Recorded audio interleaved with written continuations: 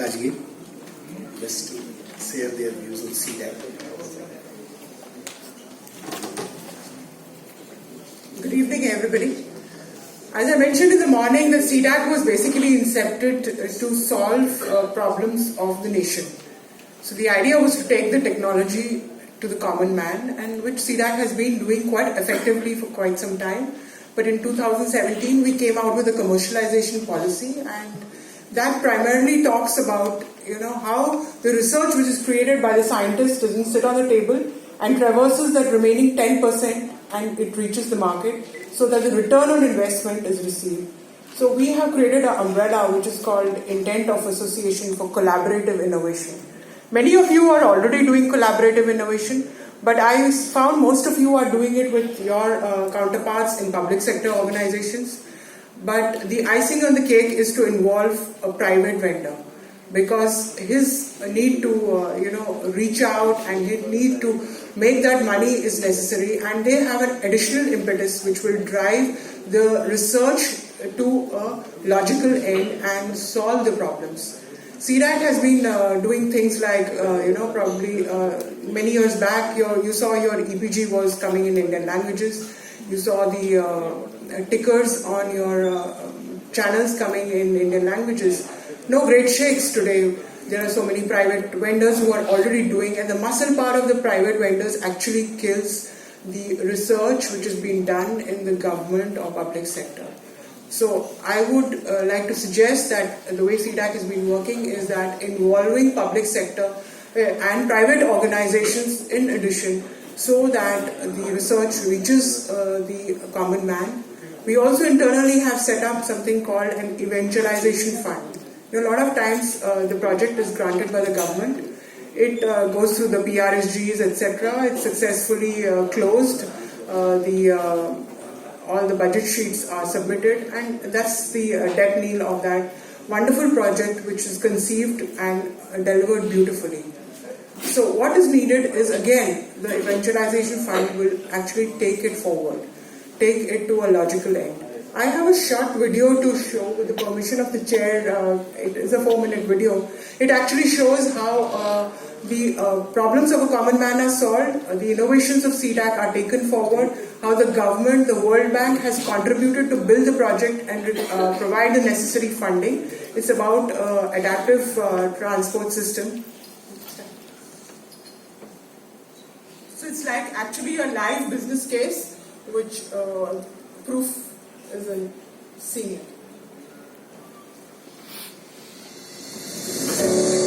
The twin cities of Hubballi and Dharwad are now home to Karnataka's first bus rapid transit system.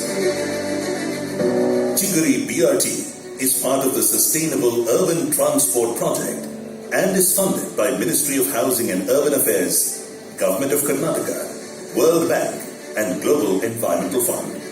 The total cost of the project is Rs 970.87 crores.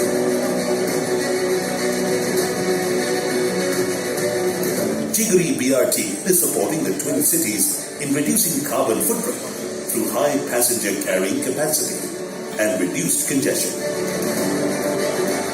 This 22.5-kilometer network connects Hubballi and Dharwad with sections consisting of 4 lanes and 3 lanes exclusively for BRT buses and mixed traffic lanes for other transport vehicles. Stations in the median ensure that the speeds of buses are much higher, making it rapid transit. Safe access is provided to the stations at signalized crossings or through foot overbridges. The corridor and stations are monitored through security cameras. Smart cards, QR tickets, flap gates, passenger information display, tactile paving for visually impaired, platform sliding doors, and level boarding make the stations accessible, inclusive, commuter-friendly, and efficient.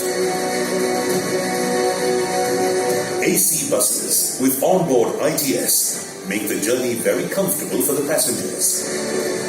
Next stop is Kings, Telangana. seating for seniors, women, and specially able make the system universally accessible and equitable. High quality infrastructure in the form of depots at Hubballi, Dharwad and Hosur, terminals at CBT and Mitra Samaj, division workshops at Hubballi are part of this project. Additionally, the 32 BRT stations in the corridor ensure that commuters have ready access to BRT travel. Multimodal integrations were provided at various locations like terminals, interchanges and Hubballi railway station. Automated vehicle location, automated fare collection, transit management system are some of the many technologies available in the Chigri BRT system. These technologies ensure that commuters can find next bus information or recharge their smart card from their mobile phones. Adaptive Traffic Control System or ATCS provides priority to BRT buses, reducing the travel time by almost 35%. ATCS also reduces delays for other vehicles and ensures safe crossing of pedestrians. All the operations and data are monitored centrally through 2 control rooms, one for surveillance, AVL and AFCS data, and another for monitoring the intelligence signals. Business intelligence system ensures timely and smart decisions.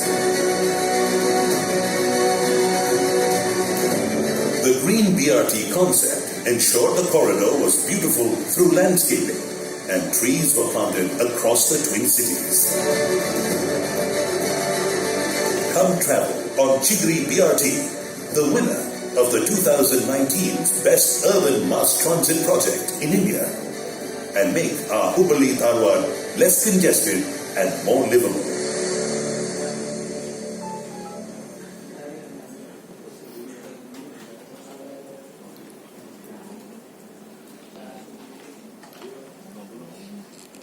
So here you see that a sustainable technology backbone is being provided by C-DAC, and that's the crux. The idea is how to take the technology from lab to land, and we have to do collaborations. Without collaborations, it's not possible.